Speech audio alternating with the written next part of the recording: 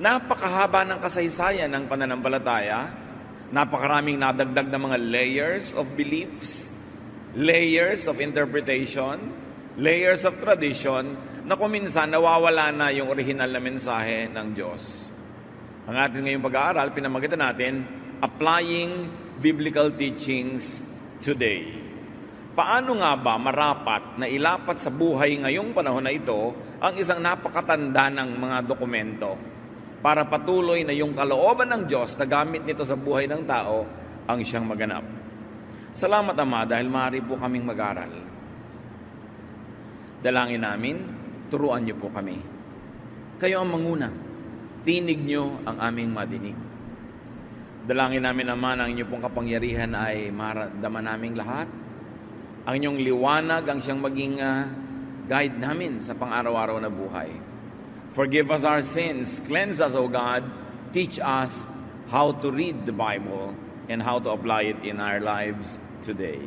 Be our teacher. We seek you, Father, in the name of your Son, Jesus. Interestingly, yun po mga churches, mga tao, mga mananampalataya na sinasabi nilang sila ay Bible-based. They believe in the authority of Scripture. Marami na rin sila mga verses na hindi sinusunod, hindi pinapansin ngayon. There are many verses that are ignored and unheeded today. They got lost in history. Either buong nawala sila o part by part na hindi na sila ino-observe ng mga tao. For example, Leviticus 20 verse 9. If you curse your father and mother, you will be put to death. Pag sinabi mong biblical ka, pag merong isang anak na sumagot-sagot ng pabalang-balang sa magulang, dapat patayin. Pero wala nang gumagawa niyan ngayon, even among the very so-called conservative churches. Christian churches do not apply this now. Leviticus 20:10, if a man commits adultery with the wife of his neighbor, both the adulterer and the adulteress shall be put to death. Pagka mayroong nangalon niya, isang lalaki na kanyang sinipingan ng babaeng asawa ng iba, pareho silang papatayin. Sa katunayan, hindi lang ngayon yan, hindi na ginagamit. Pati nung panahon ni Jesus, nangalahati na lang ang paggamit, kaya ang gusto na lang nilang patayin nun yung babae. Hindi na yung lalaki. Naiba na rin yung reading nila. Leviticus 20:14, it isn't natural for a man to marry both a mother and her daughter, and so all three of them will be burned to death. So pag ginawang partner ng isang lalaki ang mag-ina, silang tatlo daw ay susunugin hanggang mamatay. Sino ang gagawa niyan ngayon? Sino ang gumagawa? Bagamat nangyayari pa rin na may isang lalaking mag-ina, nagiging partner niya. Leviticus 20:15-16, if a man has sexual relations with an animal, he shall be put to death, and you shall kill the animal. If a woman approaches any animal and has sexual relations with it, you shall kill the woman and the animal. Nakakapagtaka naman bakit yung animal ay nadamay pa sa kagagawa ng tao, pero wala na rin gumagawa niyan ngayon, bagamat meron pa rin gumagawa ng bestiality na yon, having this kind of interaction with animals, pero hindi na papatayin yung tao, hindi na yan nangyayari.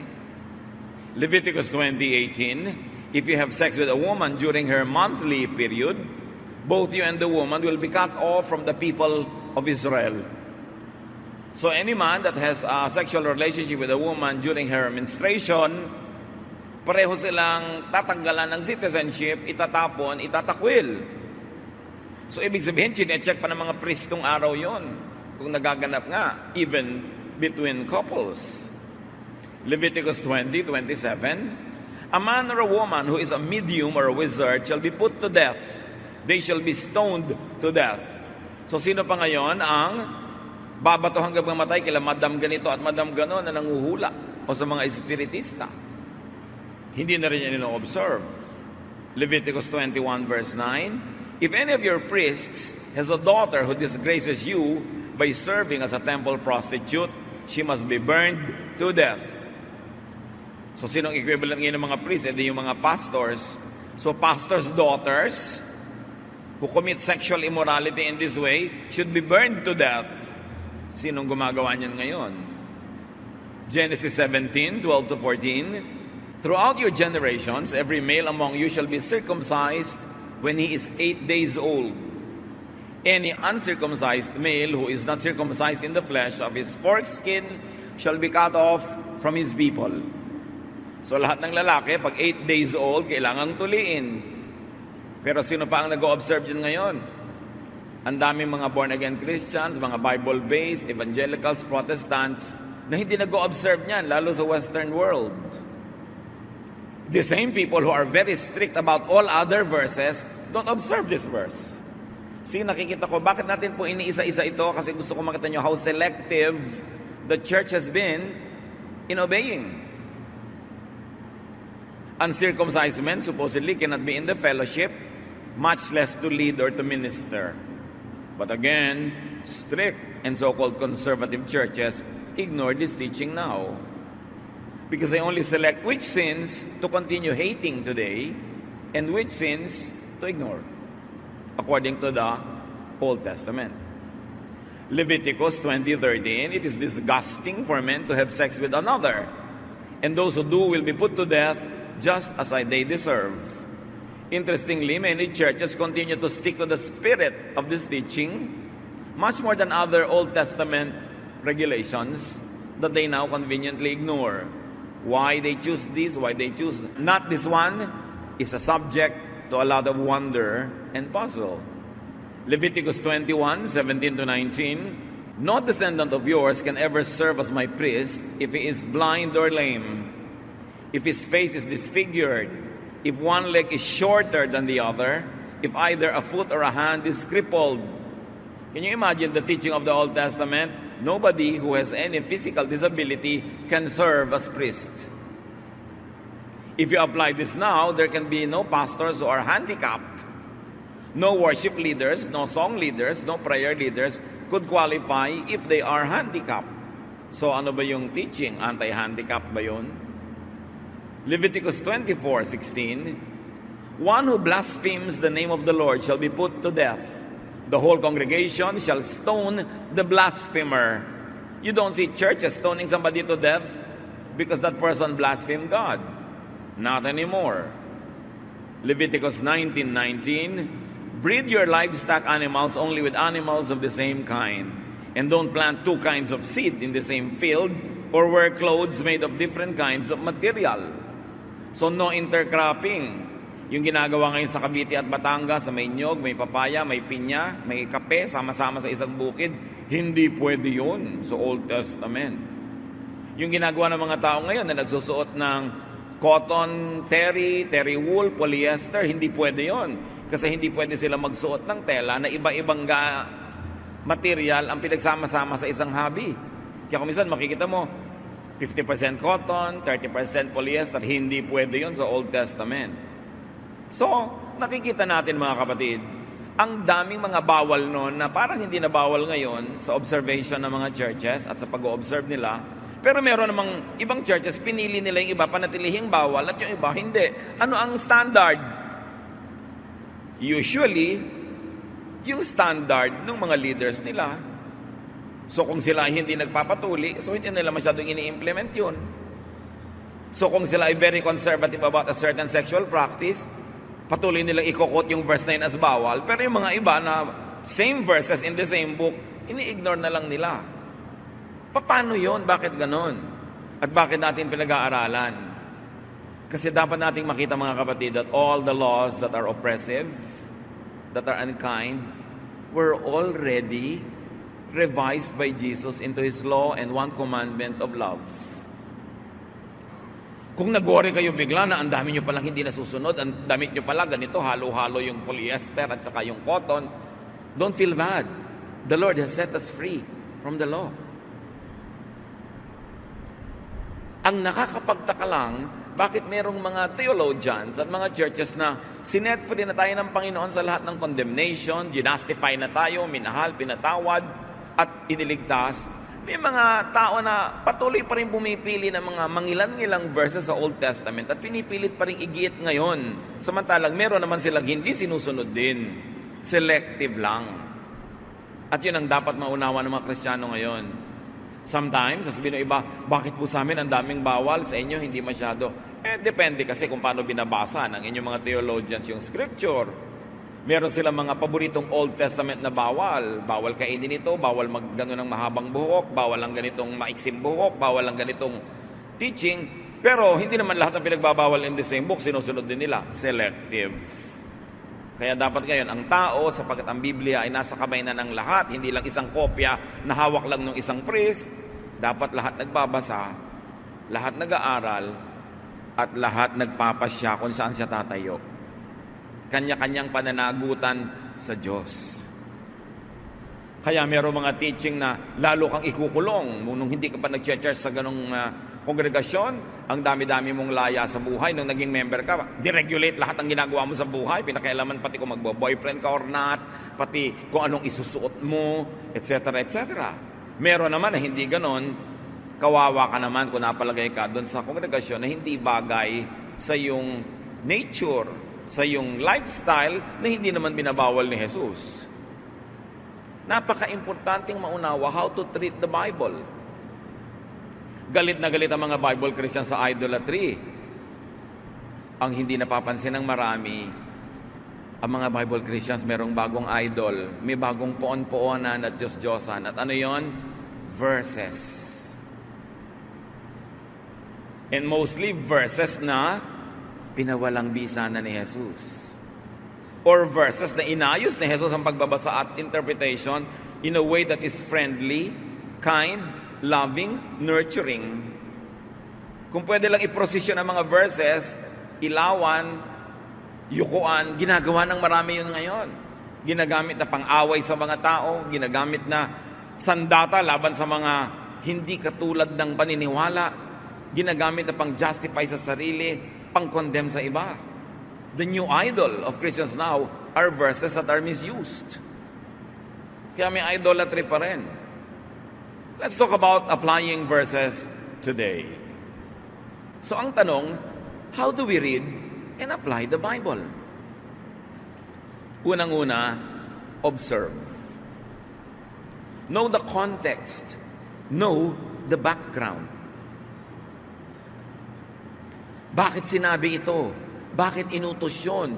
Ano ang mga immediate needs? Ano ang kanilang realities? Ano ang mga urgent needs nila nung panahon na yon? Know the historical setting. Halimbawa, nagtataka iba, bakit po utos dito sa ganitong verse sa Old Testament? Kill everybody. Paano? Kita mo naman yung setting, giyera. Siyempre, iba naman ang rules of engagement pag giyera. Bakit po pati children? Kasi paglaki nun, maghihiganti. Hindi naman tatapos ang giyera. Pero kung hindi ba giyera, i-apply mo yon? Yun ang tanong. Ang masama, pag kumuha ka ng isang verse mula nung 3,000 years ago, i-apply mo sa buhay mo ngayon, magkaiba naman kayo ng kondisyon, hindi applicable.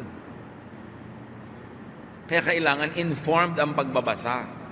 Hindi basta God said it, I believe it, that settles it. You've got to think about it. You've got to look at the context, know the legal setting. Halimbawa, bakit ang daming prohibition sa babae sa sexual activity at hindi masyado sa lalaki? Bakit puro pagbabawal sa babae na sumama sa ibang lalaki? Pero yung lalaki, marami pang ang asawa. Bakit? Kasi nung Old Testament times, mga kapatid, ang babae ay hindi tao, ang babae ay property. Kaya wala siyang pangalan, hindi siya binabanggit sa history. 10 women came, walang pangalan yan.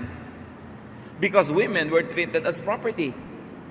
So from the property of your father, you become the property of your husband.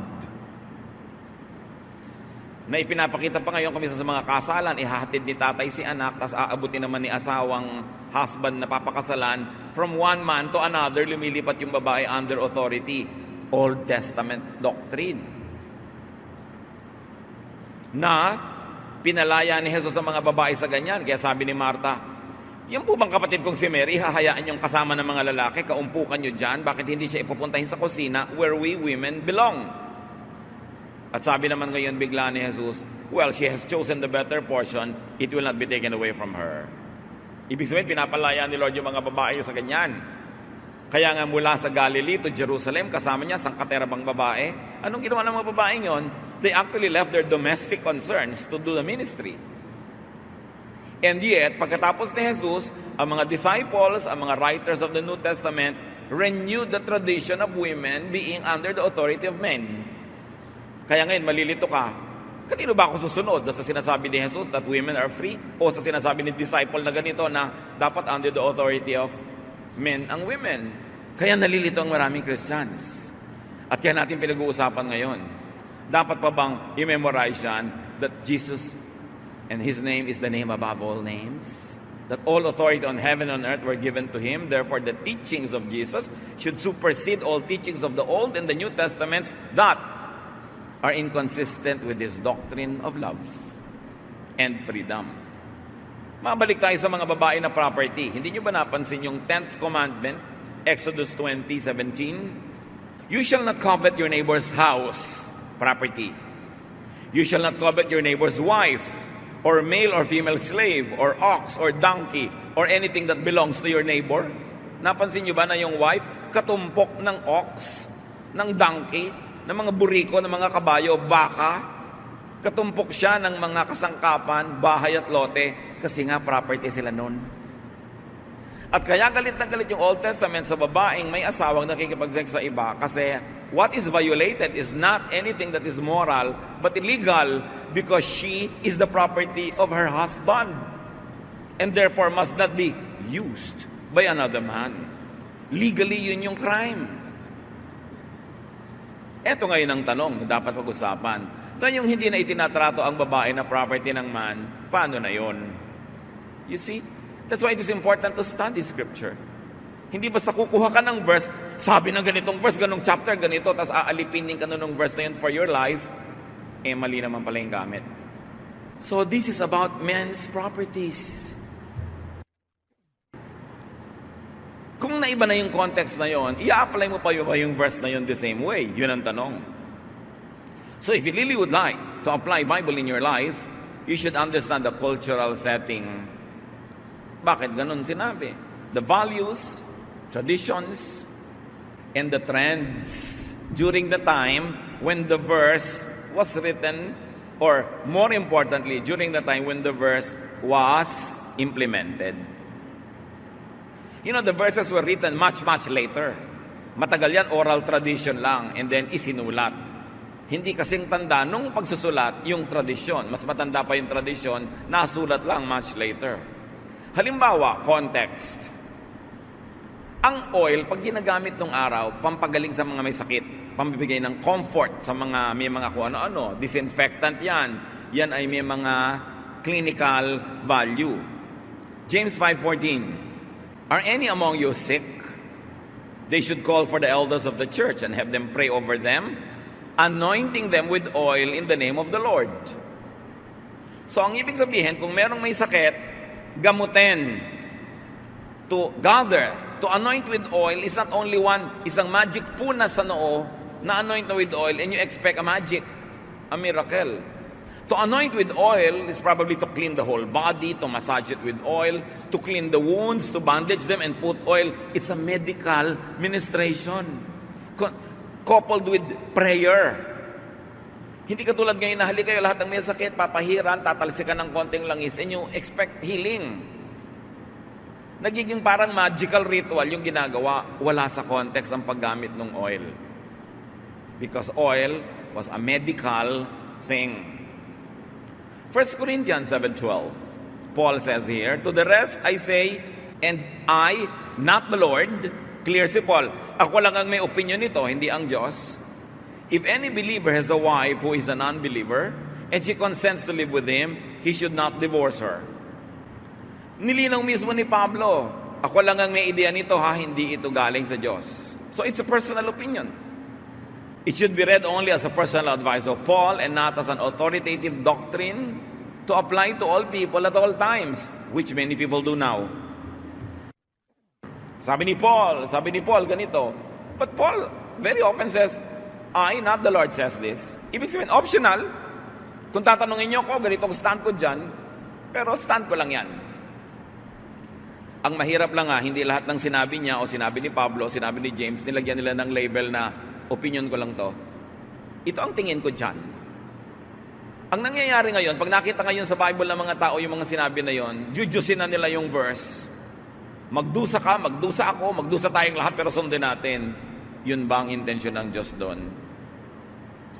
Halimbawa, sabi din ni Paul kay Timothy na laging sira ang tiyan, 1 Timothy 5:23, no longer drink only water, but take a little wine for the sake of your stomach and your frequent ailments. Sa tingin ni Paul, sira ang tiyan nitong si Timothy dahil puro tubig lang ang iniinom niya na maaaring hindi malinis na tubig. And because wine, like oil, was valued for its medicinal efficacy, ano ngayon ang payo ni Paul? Uminom ka ng kaunting alak, huwag tubig lamang. Kung ang nanay mo may sakitan tiyan, makahanap po tayo ng verse, tapos bubuksan mo yung Bible, tapos kung saan tumigil, ituturo mo. Tumigil sa 1 Timothy 5:23. Ay, inay, ang sabi po ng Diyos, uminom kayo ng alak. The Word of God. God said it. Tapos inom ka ng inom, hindi gumagaling, nagtataka ka, wrong use. Kaya yun sasabi ko, huwag niyong gawing poon yung verses. Huwag niyong siyang tatanggalin sa kanyang buong konteksto kasi malamang mamimisguide ka. You cannot and should not apply this verse to all cases of stomach sicknesses. Case to case. Hindi sasabihin, wag, the Word of God said it. Tapos papatayin mo na lahat ang hindi sasangayon sa'yo. Interpret through context. Ano yung kabuuan? Ano yung mga nakapaligid na katotohanan? Ano yung pangangailangan ng panahon? All that were said, done, and taught in the Jewish scriptures had their unique context. May background, legal, religious, and traditional foundations. And admittedly, some of their beliefs were scientifically right and some were not scientifically right. So alam natin na, mga tao yun nagsulat. So pagka sinabi na nagsulat, and the sun set, alam naman natin hindi nagseset yung sun, di ba? Pero sa tingin nila nagsiset. Pero alam na natin ngayon, the sun does not set, or earth rotates. Pero ang ibig sabihin nila is, it seemed like it is setting. You must never forget that the priests and the scribes were not all-knowing. Only God is omniscient. The priests and the scribes were usually informed only by the reach and scope of the knowledge of their time. Dapat i-consider yon when we are reading them. Dapat din nating tingnan kung yung mga reasons why they were doing things. Bakit ang mga Israelites sobrang ethnocentric? Kill everybody, kill the Jebusites, kill the Perizzites, kill the Jebusites. Anong reason? National interest. Most of their history, they were fighting for the piece of land that they are supposed to have. Kaya lang ang problema, may tao nung dumating sila. So they had to fight getting it, and they had to keep fighting, keeping it. May mga reason, yung mga ganon. Hindi mo pwedeng i-apply ngayon yung mga verses, kill all your neighbors, pag nasa Nueva Ecija ka. Hindi mo pwedeng gamitin yung kahit nasa Mindanao ka, kill all the others, iba yung religion. Hindi pwede. Kasi hindi naman context mo ngayon, yung original context kung kailan ibinigay yung utos. You've got to also look at the desired effects of the verses when they were practiced or written. And mostly, in the Old Testament, it is national security. Foremost yan sa mga priests. Do not forget that the Israelites never had kings until Saul. Ang tagal nun, sino ang namumuno sa Israel? Mga priests. There was no separation of church and state. Therefore, all the regulations of religion also became the regulations of government. Kaya yung ipinagbabawal ng priest noon, pagka siniway mo, patayin siya because the priest also had judicial powers. Ngayon, may separation of church and state. Hindi na pwedeng pumatay ang simbahan ngayon, anumang simbahan, ng mga lumalabag sa kanyang kautusan because the church has no judicial powers over the citizens of any republic or a country. Kaya hindi na nag-e-effect yung mga ganon. And it is very dangerous when religious people have religious police. It is very dangerous when religion has its own army. Kasi mawawala ng tolerance, papatayin ang lahat ng hindi kapaniwala. Tulad ng ginagawa ng Old Testament na pinawalang bisa ni Jesus. Sabi niya, when your enemy forces you to walk 1 mile, walk 2 miles. When your enemy strikes you, offer the other cheek. Hindi na violent ang reaction ng mga people of God to opposing forces, but kindness na and love. But one of the desired effects of the policies of Israel na magkasama yung church and state is racial purity. Gusto nila lagi silang hiwalay sa mga neighbors. Genetic engineering, hindi pwedeng makipag-asawa sa ibang lahi. Pero ngayon, kahit naman mga ubod ng higpit ng mga Bible-based Christians, nag-aasawa na rin ng ibang lahi. Hindi na rin nila ino-observe yon. Kasi in genetic engineering was the obsession of the ancient Israelites. Racial purity. At isa pa sa mga ginagawa nun, siyempre, ng temple is social control. Ang Israel ay nabuhay sa very insecure neighborhood. Kalaban lahat ang katabi. Hindi sila magsusurvive pag hindi sobrang disiplina. Kailangan ng social control. And it was the number one obsession of the priests as well. That's why they regulated everything. Nung araw, hindi ka pwedeng umupo sa inupuan ng isang babaeng nagme-menstruate. Sabi niya, anybody who sits where a menstruating woman sits is unclean for 1 whole day. Pag in-observe nyo yun ngayon, hindi kayo pwedeng umupo sa bus, sa taxi, sa mga reception halls ng mga building, saan man, kasi baka kanina may umupo dong babaeng nireregla. Eh di unclean ka. Eh bakit yun hindi na ino-observe? Pero may pinipili pa rin i-observe, nakatabi nun. So selective na lang. Kaya tatanungin mo na lang ang sarili mo, bakit pinanggigigilan ko against this verse? Pero itong verse na to gusto ko. Aminin mo na lang na kasi yun ang personality mo. Huwag mo sasabihin because it is God's will. Either everything or nothing.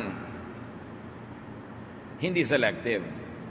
Outside of and without their original contexts, verses and teachings may not just be applied to all people, at all times, in all places.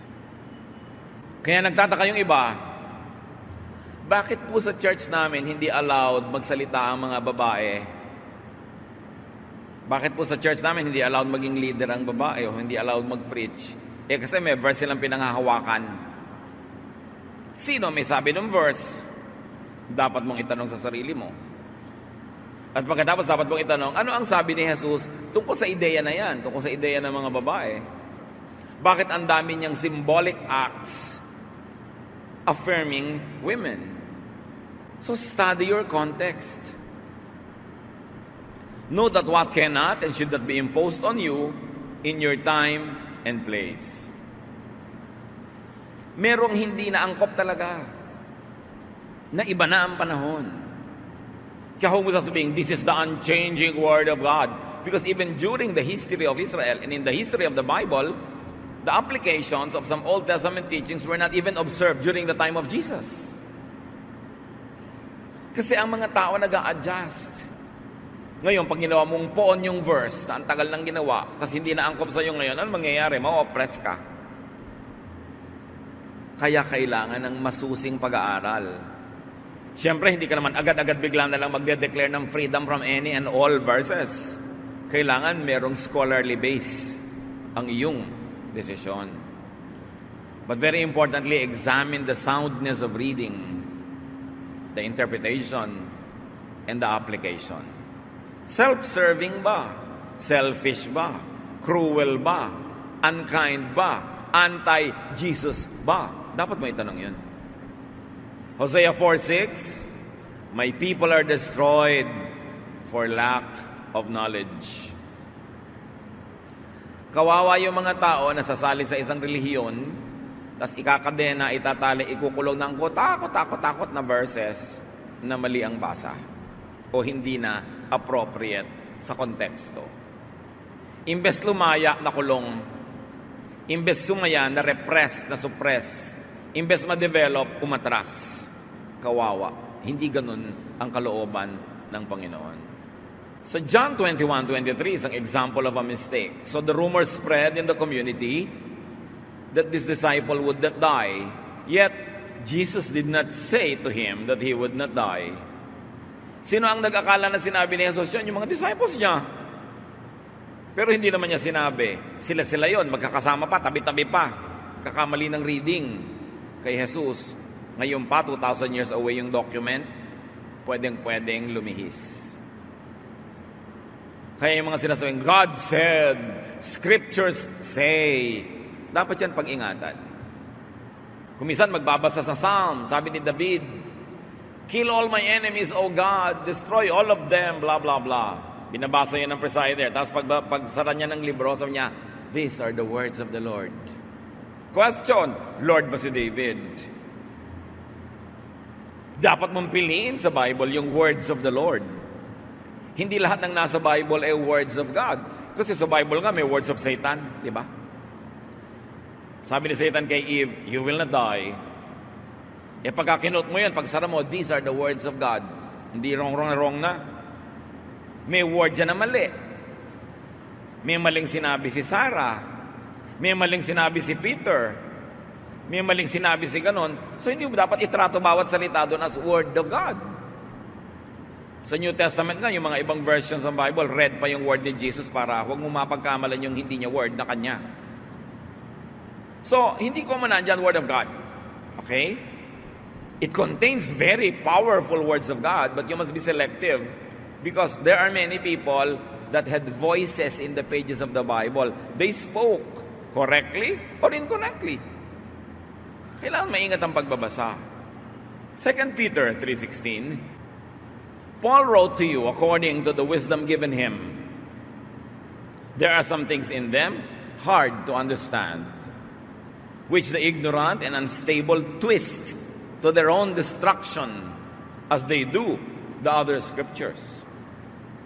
Anong sabi ni Pedro? Alam nyo, sumulat sa inyo si Paul ayon sa karunungang ibinigay sa kanya ng Diyos. Kaya lang, hindi naman ibinigay sa lahat yung ganong karunungan. Yun ang parenthetic expression. So sabi niya, sa mga sinabi ni Paul, merong ubod ng hirap maintindihan na ang mga mangmang naman at mga unstable, binabaluktot, nililiko-liko, ang bunga tuloy, sila mismo ang nasasaktan.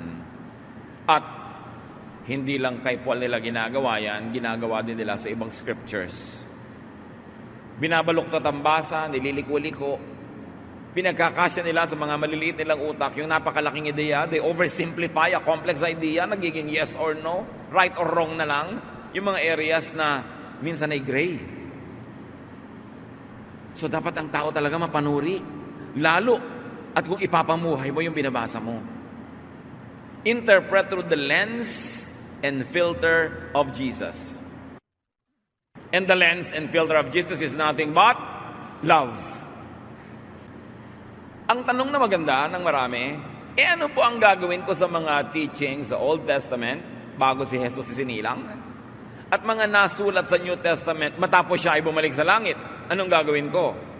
Sinabi na nga natin, salain at i-interpret ayon sa salaan, pananaw ni Jesus, which is love. Matthew 22:36-39, Teacher, which commandment in the law is the greatest? Magandang tanong kasi ang daming commandments eh. So sabi, which is the greatest? Kung konti lang ang masusunod ko at kakayanin, alin po ang uunahin ko? He said to them, love the Lord your God with all your heart and with all your soul and with all your mind. This is the greatest and first commandment. And the second is like it. You shall love your neighbor as yourself. In one stroke, anong ginawa ni Jesus? Sabi niya, sige, ang dami kasing commandments no? I understand, marami. Heto ang salaan ko. Love. Diyan nyo padaanin ang lahat ng alam nyo. Pag hindi lumampas, pag hindi loving, pag hindi kind, kalimutan nyo na. Kasi ang greatest commandment, the reason why all the commandments were given is love. Kung sa pagsunod, sa pag-implement, sa paggigiit mo ng commandments, pagiging unloving ka, un-Jesus na yon. Hindi ito napapansin ng napakaraming Kristiyano na nagbigay si Jesus ng pamantayan kung ano ang pinakamahalaga at sa Kanya love yon. Hindi legalism, hindi judgmentalism, hindi separatism, hindi self-righteousness, not even doctrine. Sabi niya, love. Paano ka at gaano kalalaya, kapatid, pag ito ay naunawa mo? At paano mo hahayaang lumaya ang iba pag naunawa mo ito? So you ask, may hawak kang verse, utos, ang tanong mo agad, is it not loving? Pag not loving, edi wag na lang. Sayang naman yung pagbibigay ni Lord ng utos. Sayang yung pagbibigay niya ng definition, what is the greatest. Sayang yung kamatayan niya para yon ay bigyan ng kapangyarihan, tapos babalik ka lang naman pala sa mga unloving ways. Bakit pa sinilang si Jesus? Bakit pa siya namatay? At bakit ka tatawaging Kristiyano kung hindi naman si Kristo ang gagawin mong standard? At iba. 1 John 4:7-8, Beloved, let us love one another, because love is from God. Everyone who loves is born of God and knows God. Whoever does not love does not know God, for God is love. Hindi sinabing whoever is not baptized by immersion or by sprinkling or by pouring is not of God. Hindi yon. Hindi sinabing whoever does not read this version, this official version of the Bible is not of God. Hindi yon. Hindi sinabing whoever has long hair or short dress or whatever is not of God. No. Hindi sinabing, sino man ang kumakain ng ganito, dinugo ang may puto o wala, is not of God. Hindi yon. Ang sabi, whoever does not love is not of God. But if you love, you are of God, no matter what your religious color is. Kaya lang natin to mauunawa at ipapamuhay. 1 Corinthians 13:1-2. Paul, the greatest teacher of the New Testament, if I speak in the tongues of mortals and of angels, but do not have love, I am a noisy gong or a clanging cymbal. And if I have prophetic powers and understand all mysteries and all knowledge, and if I have all faith as to remove all mountains, but do not have love, I am nothing. Sabi ni Paul, kahit gaano kaganda turo ko, kahusay na aking rhetoric, ang dami-dami kong sign gifts, pag hindi ako loving, huwag niyo akong pansinin. I am nothing. Philippians 2:9-11. Then God gave Christ the highest place and honored His name above all others. So at the name of Jesus, everyone will bow down. Those in heaven, on earth, and under the earth. And to the glory of God the Father, everyone will openly agree, Jesus Christ is Lord. Who is Lord, church? Ang hina naman? Siya, walang iba. Ano ang commandment niya? Love. Huwag niyo kakalimutan yan. Bakit hindi niyo dapat kalimutan? Kasi maraming lilito sa inyo. Huwag ka kay Jesus Christ makinig. Makinig ka kay ganitong prophet. Makinig ka kay ganitong disciple. Oh, sabi ng verse. Huwag ka sa love makinig. Makinig ka sa discipline. Makinig ka sa doctrine. Makinig ka sa distinctives. Kanino dapat makinig? Jesus Christ. Because His name is above every name. And His only one commandment is love. Mahirap ba yung maintindihan? Leave unloving traditions to history, to the museum, as Jesus very clearly and powerfully did. Huwag magpaalipin sa mga kaugaliang unloving. Huwag mang-alipin ng mga kapatiran with unloving ways. Relax. Enjoy the journey with the Lord. He did all the work. We are here standing by the grace of the Father through Jesus Christ, His Son. So bago ka mag-implement ng anumang verse, you ask, is it loving? Oo nga, may verse, but is it loving? Sabi ng verse, batuhin ito hanggang mamatay. but is it loving? Nakita niyo yung babaeng nahuli sa akto ng pangangalo niya? Gusto ng mga tao batuhin hanggang mamatay? Ipinabato ba ni Jesus? No! Dahil ang pinapairal na niya is the law of love. Charge that sin to me. I pay for it. It is paid for. Nobody should stone this woman to death. Love above the law. So bago kayo mag-meeting para litisin ang isang tao na sa tingin nyo makasalanan, you say, is it loving to do that? Is it loving to embarrass people? Is it loving to stone even sinners? Kaya ang sabi ni Lord, sige, ang walang kasalanan, maunang bumato. Wala namang naglakas loob kasi lahat naman makasalanan. So kung lahat may kasalanan, bakit ang lakas ng loob mong usigin yung kasalanan ng iba? Pwedeng iba lang ang hugis, korte ng kasalanan niya sa kasalanan mo, pero meron ka rin. Sa kahuhugot ng kapal para mangusig ng iba. Yun ang mensahe ni Jesus. Meron kang gustong gawin sa kapwa mo Kristiyano nagkakamali, but would you want it for people you love? Pulpituhin natin sa ganitong sister kasi makasalanan. Kung naging anak mo yon, gusto ba mangyari sa kanya yon? Would you want it for yourself? Leviticus 19:18, love your neighbor as yourself. So ang tanong, bakit ito po Leviticus? Bakit pwede pa natin gamitin ngayon? Kasi sang-ayon siya kay Jesus. Pasado siya sa salaan ni Jesus kasi loving. If the verse teaches love, ask further, is it beneficial? Loving nga, pero nung araw, pero ngayon ba, beneficial pa yan? Is it liberating?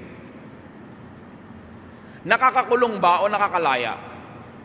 Nakakapahinga ba o nakakasakal? Galatians 5:1, it is for freedom that Christ has set us free. Stand firm then, and do not let yourselves be burdened again by a yoke of slavery. Namatay si Jesus para tayo palayain. Sabi, manindigan kayo kung ganon. At huwag niyong payagan na muli kayong maging alipin. Alipin ng ano? Ng religious dogma that makes your life hard. That condemns you. That makes you look and feel guilty all the time. So pinalaya na kayo ni Jesus, huwag na kayong pumayag na kinalagay na kayo ni Jesus, patatali na naman kayo sa mga Pharisees. Patatali na naman kayo sa mga judgmental people. Ilalagay niyo na naman yung sarili niyo sa judgment seat to be judged by others. Huwag na kayong pumayag, sabing ganon. Huwag niyong sayangin ang sakripisyo ni Jesus para kayo palayain. Hindi palayain na gumawa ng mali, Palayain sa mga nanguusig. Palayain sa mga judgmental people. Palayain sa walang katapusang guilt. Because Christ paid for our sins na committed, being committed, and will be committed. Because Jesus is Lord yesterday, today, and tomorrow. Kung mababasa nyo lang, lahat ng tanong halos sa mga tao sa akin sa Facebook, kawawa ang mga tao kasi oppressed na oppressed na oppressed. Pwede po ba akong kumain ito? Pwede ko bang sabihin ito? Pwede ba akong ganito? Pwede ba akong ganon? Puro bawal kasi ang nakasaksak sa utak. Bakit pa namatay si Jesus kung mabubuhay ka na naman sa sangkaterbang bawal? Hindi naman ibig sabihin na wala nang bawal. Pero suriin mo na kung ano yung bawal kay Jesus, yon. Kung ano yung bawal sa iba na hindi naman bawal kay Jesus, malaya ka na doon. That's why Jesus is Lord. John 8:32, then you will know the truth, and the truth will set you, church, free. Hindi licentious, Hindi may lisensya kang gawin lahat ng mali. Free ka na gumawa ng tama, at free ka from a life of guilt and accusation because Christ paid for your sins. Sasabihin ng iba, di po yung iba abuso. I don't think so. Sa laki na lang ng pagmamahal mo kay Jesus at pagtanaw ng utang na loob, magpapakatino ka. Pero hindi ka nagpapakatino dahil sa sasabihin ni Manang ganon o ni Manong ganon. Hindi ka nagpapakatino sa tingin ng iba para huwag ka lang mausig dahil takot ka mabisto. No. Ginagawa mo yung best mo dahil yun ay ikaliligaya ni Jesus. Pero alam mo na lahat ng hindi mo maabot dahil may pagkukulang ka, kung minsan ay mahina ka, lahat yon inabot ni Jesus, binayaran, pinatawad, inilibing sa lalim ng dagat, at minamahal ka hanggang ngayon. Huwag mong kakalimutan yon. Don't live in guilt. Guilt is hell. People who live in guilt live in hell, and that hell is in their hearts. And Jesus sets us free from hell, not only from the fires of hell in the future, but from the hell-like heart of people who are forever being made guilty by the religious establishment. Hindi dapat pampagilty ang ginagawa natin sa tao. Pinapalaya natin dapat sila sa guilt. Kasi yun ang regalo ni Jesus. Hindi pag nakakita ka ng isang Kristiyanong biglang naninigarilyo, hindi natin gusto yon. Sasabihin mo agad, ganyan ba? Ganyan ba Kristiyano? Pag-guilty ka agad. Trabaho ni Satan yan. Alam niyo ba, Satan is the accuser? To accuse anyone is the work of the devil, not of Jesus. Pag may nagkamali, ganyan ba Kristiyano? Ganoon agad. Bakit akala mo pag Kristiyano, perfect? Perfect ang legal status because Jesus paid for our sins. But in actual life, hindi ka naman talaga perfect, at huwag nating linlangin ang mga sarili natin. Nobody is perfect. Yung nagpe-perfect-perfectan dyan, hypocrite lang yon. Walang ganon. The Bible says, no one is righteous, not even one. And the Bible is clear, all have sinned and fall short of the glory of God. Kaya sabi ni Jesus, sino man ang walang kasalanan, bumato na. Kaya lang tayo huling ng bato ng isang taong iniisip natin makasalanan. Hindi yan gawa, yan ang hindi gawa ng Kristiyano. Kaya pagka meron kang ginawang mali, sabi agad ni Manang, ganyan ba Kristiyan? Sagot mo rin, bakit ang ginagawa nyo? Ganyan ba Kristiyan? Nanguusig kayo? Pareho lang tayo, Manang. Magbatuhan na tayo, simulan na natin. O kung ayaw makipagbatuhan, huwag kayong mambato. Nabubuhay lang tayo sa awa ni Jesus. Walang pwede magyabang. Awang-awa si Jesus sa mga religious people of His time. Not the leaders, but the followers. Hirap na hirap sila. Ang daming batas. Ang daming dasal. Ang daming bawal. Laging guilty at guilty at guilty. Buong buhay na relihiyon, guilt pa rin hanggang mamatay. Kaya sabi niya sa Matthew 11:28-30, sa mga taong pagod na sa guilt, sa pahirap ng religion, if you are tired from carrying heavy burdens, come to me and I'll give you rest. Take the yoke I give you, meaning not the yoke that the Pharisees give you. Put it on your shoulders and learn from me. Not from them, from me. I am gentle and humble, not like them who are proud and harsh and cruel, and you will find rest. This yoke is easy to bear, and the burden is light. Kaya pag kami nagtatanong, paano po magiging tama ang interpretation ng verse? Itatanong mo, is it easy and light? Because Jesus wants it easy and light.